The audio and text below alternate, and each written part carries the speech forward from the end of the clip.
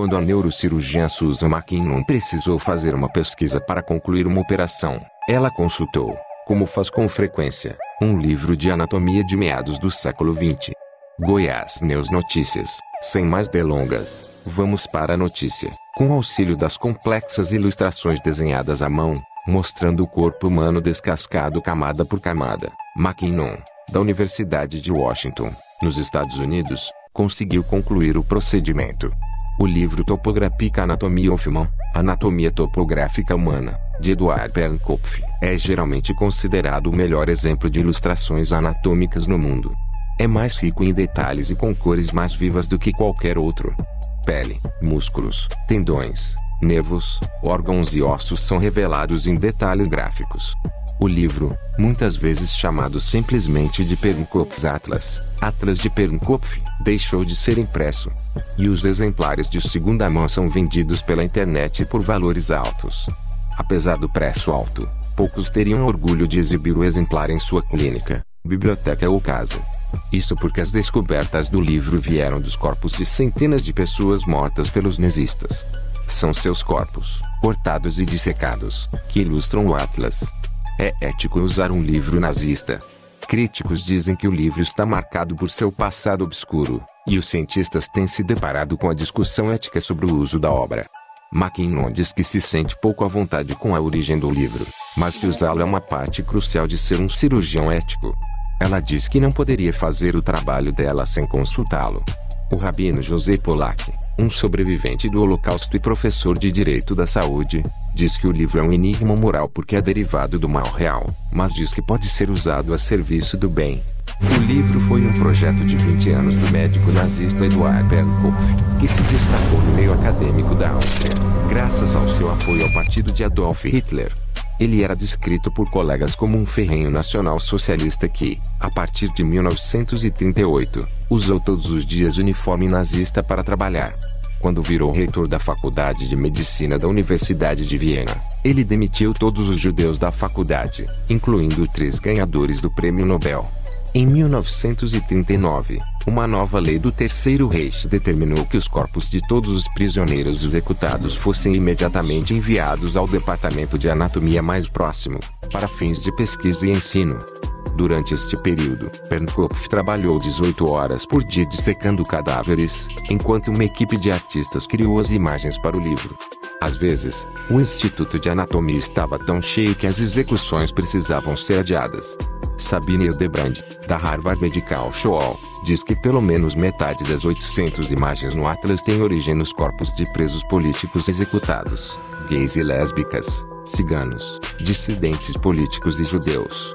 Na primeira edição do Atlas, publicada em 1937, as assinaturas dos ilustradores Elijah Pierre e Karl-Heinz Tresser incluíam suásticas, além dos 2 raios símbolos da SS, Schutzstaffel, a força paramilitar do partido nazista. Até mesmo a edição de 2 volumes em inglês, em 1964, incluiu as assinaturas originais, com os símbolos nazistas. Edições posteriores eliminaram esses símbolos. Milhares de cópias do Atlas foram vendidas em todo o mundo e traduzidas para 5 idiomas. Prefácios e introduções nos livros descrevem desenhos impressionantes e peças de arte excepcionais, sem qualquer menção ao passado sangrento da obra.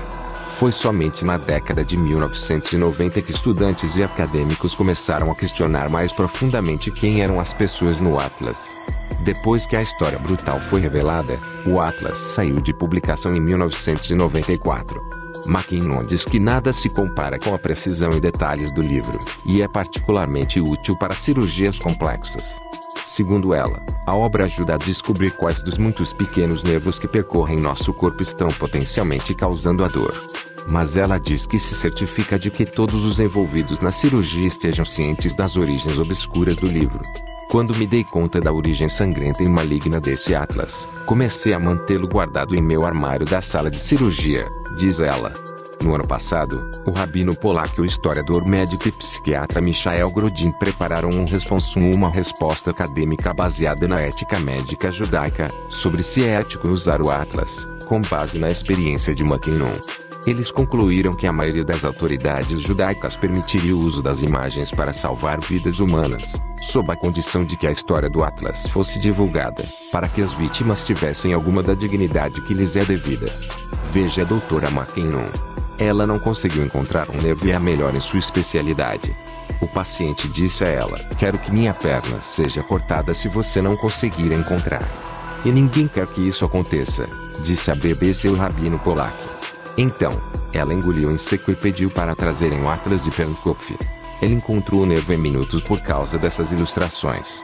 Ela me perguntou, como especialista em direito da saúde, sobre a questão moral da situação. E eu disse a ela, se isso vai curar essa pessoa e dar a ela sua vida de volta, então não há dúvida de que o Atlas pode ser usado. Pernkopf foi preso depois da guerra e demitido da universidade. Ele foi mantido em um campo de prisão de guerra dos países aliados por 3 anos, mas nunca foi acusado de nenhum crime. Após sua libertação, ele retornou à universidade e continuou seu trabalho no Atlas, publicando um 3º volume em 1952. Ele morreu em 1955, pouco antes da publicação de um 4º volume. Mais de 60 anos depois, o Atlas ainda é uma das melhores fontes para informações visuais para trabalhos anatômicos e cirúrgicos detalhados, de acordo com Hildebrand, que ensina anatomia. Aqueles de nós que aprenderam a ver com o Atlas recorrem a ele sempre que há dúvidas.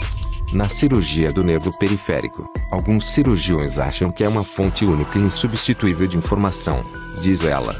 Mas acrescenta, pessoalmente, eu não uso as imagens Pernkopf no meu curso de anatomia, a menos que eu tenha tempo para falar sobre a história do livro. Jonathan Ives, especialista em bioética da Universidade de Bristol, na Inglaterra, concorda que o Atlas é surpreendentemente detalhado, mas diz que é manchado pelo passado horrível.